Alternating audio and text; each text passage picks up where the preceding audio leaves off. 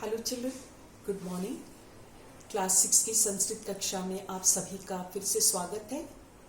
Hope you all are well and doing well. और आज हम देखेंगे पार्ट 6। आप सब अपनी पुस्तक में देख सकते हैं पेज नंबर 38, और आप वहाँ पे उसका हेडिंग देख सकते हैं विद्यालय, और ब्रैकेट में आप देखेंगे वहाँ पे कुछ रूप बताए हैं जो आपने पहले भी पढ़े हैं। वहाँ पे देखिए त्वम युवाम यूयम और अहम आवाम वयम। तो अब हम इसके प्रयोग के बारे में जानेंगे इस पाठ में कि जो त्वम युवाम यूयम है और अहम आवाम वयम है उसका हम किस प्रकार से प्रयोग किया जाएगा। तो अभी तक आपने जो भी रूप देखे हैं उसको आपको याद रखना बहुत जरूरी है। जैसे हमने कुछ संज्ञा शब्द देखे थे, बालक, बालिका और फल। आपको याद है उसके रूप? आप उसको याद कर रख सकते हैं या अपनी कॉपी में आपने लिखा है तो आप देख सकते हैं। हमने संज्ञा शब्द के रूप देखे थे, बालकः, बालको, बालिका, और स्त्रीलिंग में बालिका के हमने देखे थे बालिका, बालिके, बालिकाः, और नपुंसकलिंग में हमने देखे थे फल के, फलम, फले, फलानि। और उसके बाद हमने एतत् के रूप देखे थे, आप सबको याद होंगे, नहीं है तो आप अपनी बुक में देखिए। एतत् के रूप में एषः, एतो, एते, एषा, एते, एताः, और एतत्, एते, एतानि। तो ये इसका मीनिंग ये था, यह, ये दो, ये सब। और उसी प्रकार से हमने तत् के रूप देखे थे। तत् में हमने देखा था सह, तौ, ते पुल्लिंग, और स्त्रीलिंग में सा, ते, ताः, और नपुंसकलिंग में तत्, ते, तानि। और इसके मीनिंग भी हमने देखा, वह, वे दो, वे सब। और उसके बाद में किम भी आपने देखा, किम प्रश्न जब करते हैं क्या के लिए, तो उसमें भी पुल्लिंग, स्त्रीलिंग, नपुंसकलिंग हमने देखा था, कह, कौ, के, का, के, काह, और किम, के, कानि। मतलब कौन, कौन दो, और कौन सा। तो ये, और इसके साथ में हमने युष्मत और अस्मत् के रूप भी देखे थे। युष्मत मतलब तुम, तो उसमें कौन से रूप आ रहे थे एक वचन द्विवचन में? त्वम युवाम यूयम। और उसका स्त्रीलिंग भी क्या है? त्वम युवाम यूयम। नपुंसकलिंग क्या है? त्वम युवाम यूयम। तो युष्मत का हमने देखा था पुल्लिंग, स्त्रीलिंग और नपुंसकलिंग में एक जैसे रूप रहते हैं। उसी प्रकार से हमने अस्मत् देखा था, अहम, आवाम, वयम।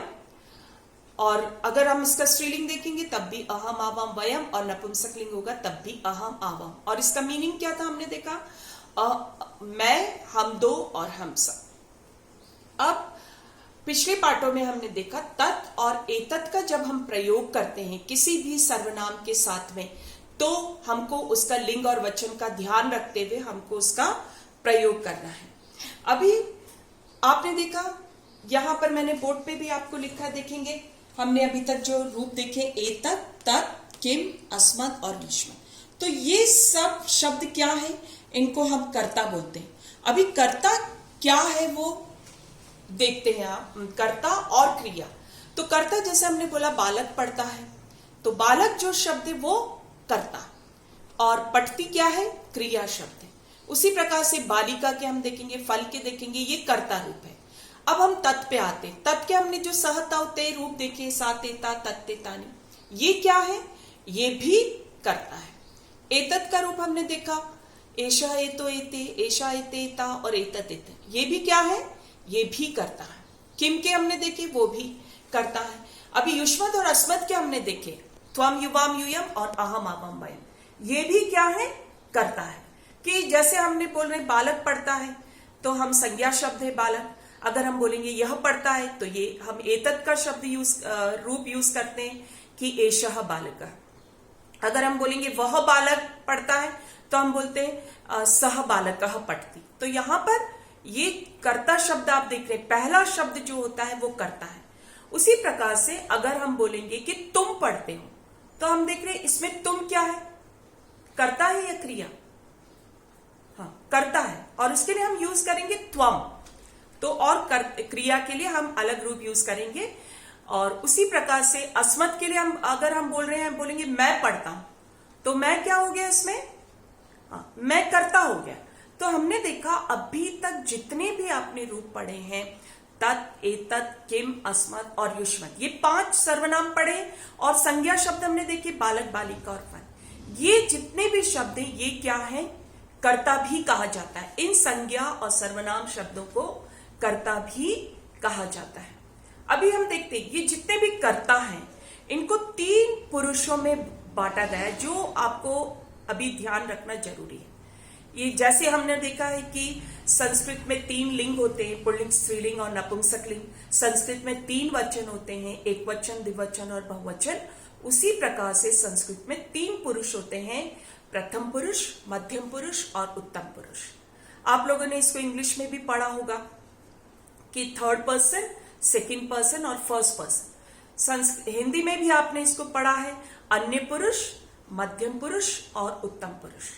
अब आपको मैंने आपको क्या बोला कि जितने भी हमारे कर्ता है ना, बालक, बालिका, फल, एतत्, तत्, किम, अस्मत् और युष्मत्, ये क्या है?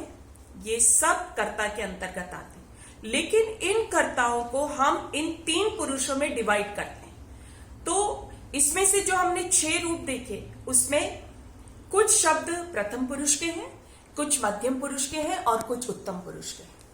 अब आप इसको समझेंगे कि किस प्रकार से ये प्रथम पुरुष, मध्यम पुरुष और उत्तम पुरुष में आते हैं। सबसे पहले हम मध्यम पुरुष देखेंगे। मान लीजिए आप किसी से बात कर रहे हैं, है ना, आपके सामने कोई व्यक्ति बैठा है, आपका दोस्त बैठा है, तो आप क्या करेंगे? आप उसको नाम लेकर बोलेंगे। आप उसको बोलना चाह रहे हैं कि तो खेल रहे हैं, तो आप उसको क्या बोलेंगे?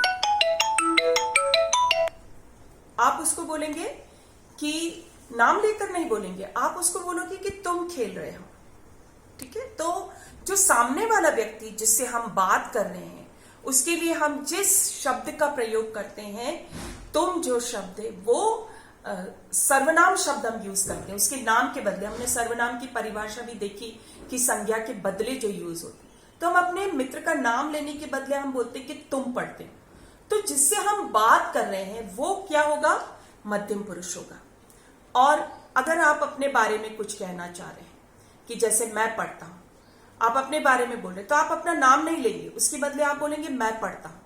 तो यहां पे आप देख रहे हैं कि जब स्वयं के लिए कहा जाता है तो वो उत्तम पुरुष होता है। तो आपने ये समझा, मध्यम पुरुष जिससे हम बात करें, उत्तम पुरुष हम अपने खुद के लिए यूज करते हैं। और आगे मैं आपको प्रथम पुरुष के बारे में बताऊंगी। अगले वीडियो में हम इस पर चर्चा करेंगे। Thank you.